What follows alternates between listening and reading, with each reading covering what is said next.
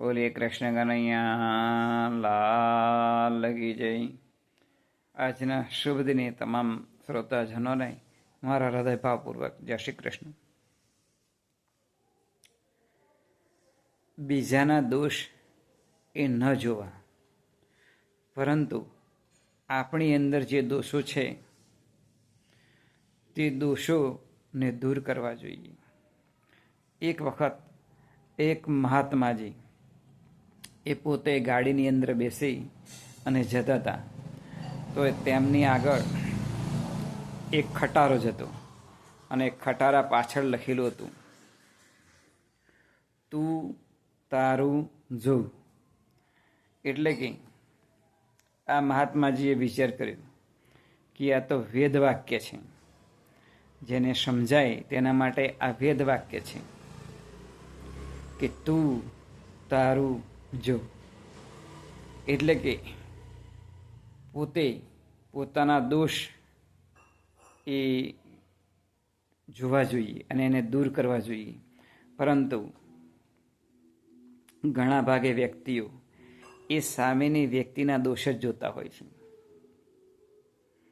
જ્યારે બે વ્યક્તિ ભેગા થાય ત્યારે એની પાસે જે ત્રીજો વ્યક્તિ રહેતો હોય એની જ વાતો કરતા હોય છે, એટલે કે એના જ એ દોષો એ ગાતા હોય છે.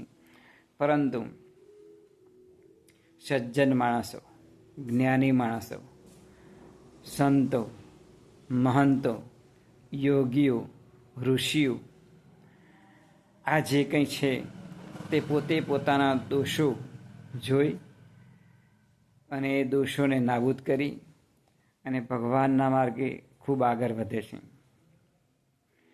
જ્યારે ઘણા વ્યક્તિઓ એ પોતે પોતાના દોષ જોતા જ નથી, આખી જિંદગી હોંકે જ રાખે છે, બીજાના દોષોને બીજાના અવગુણ એ કહ્યા કરે છે, પરંતુ એ સાચી માનવતા નથી.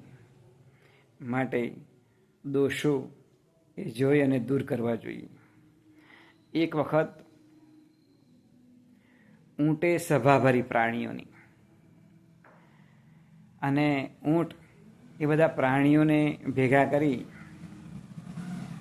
અને કહેવા લાગ્યું, બોલે શું તમારા બધાના અંગો એ વોંકા છે, બગલાની એ ડોક વોંકી છે, કૂતરાની એ પૂંછડી વાંકી છે, ભેંસના એ શિંગડો વાંકો છે, વાઘના એ નખ વાંકા છે.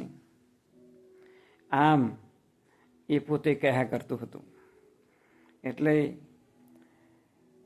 દલપતરામે લખ્યું છે, ઊંટ કહે આ સમામાં વોકો અંગવાળો ભૂંડો, ભૂતળમાં પક્ષીઓને પશુઓ અપાર છે. બગલાની તો ડોક વાંકી, પોપટની તો ચોંચ વાંકી, કૂતરાની તો પૂંછડી વાંકી વાંકો વિસ્તાર છે. વારણની તો સૂંઢ વાંકી, વાઘના છે નખ વાંકા, ભેંસના છે શિંગડો વાંકો અને શિંગડોનો તો ભાર છે. સોભળી શિયાળ બોલ્યું, દાખે દલપતરામ અન્યનું તો એક વાંકું આપનો અઢાર છે. કોણે વાત કરી?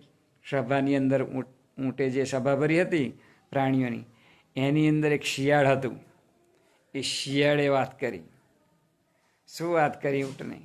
કે તમે તો અન્યનો બધો જ અંગ જુઓ છો, કે બધાનું તો એક એક અંગ વોંકું છે, પણ આપનો તો 18 છે. તમે પોતે પોતાનો અંગ વોંકો છે તો જોતા નથી. જુઓ, તમારી પીઠ વોંકી છે, તમારી જે ડોક છે એ વોંકી છે, તમારા પગ છે તે વોંકા છે. આમ એ શિયાળે જવાબ આપી દીધો ઊંટને કે તમે સામાનો અંગ બધાનો વોંકો જુઓ છો, પણ વધારામાં વધારે તો તમારો અંગ વોંકો છે. આ મૂળ દ્રષ્ટાંતથી સિદ્ધાંત શીખવા મળે છે કે આપણો ખરેખર ઘણા બધા દોષો હોય અને સામેના વ્યક્તિના આપણે દોષ જોતા હોઈએ છીએ, પરંતુ સજ્જન વ્યક્તિઓ પોતાની અંદર દોષો જોઈ અને એમને દૂર કરવા માટે એ પ્રયત્ન કરવો જોઈએ. માટે દોષ એ ભૂંડા કહેવામાં આવે છે. કોઈના દોષ આપણાએ જો એનું વિચારીએ, મનન કરીએ, લખીએ તો એ ભૂંડાશ કહેવાય. એટલે કહ્યું છે વોકો અંગવાળો ભૂંડો. એમ જેના અંદર દોષો જ જોવાની પ્રક્રિયા ચાલે છે એ ભૂંડા માણસો કહેવાય.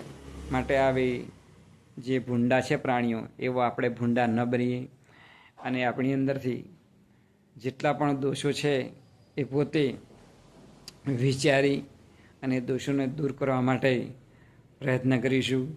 એ જ આજના શુભ દિને પ્રાર્થના. બોલીએ કૃષ્ણ કનૈયા લાલ કી જય.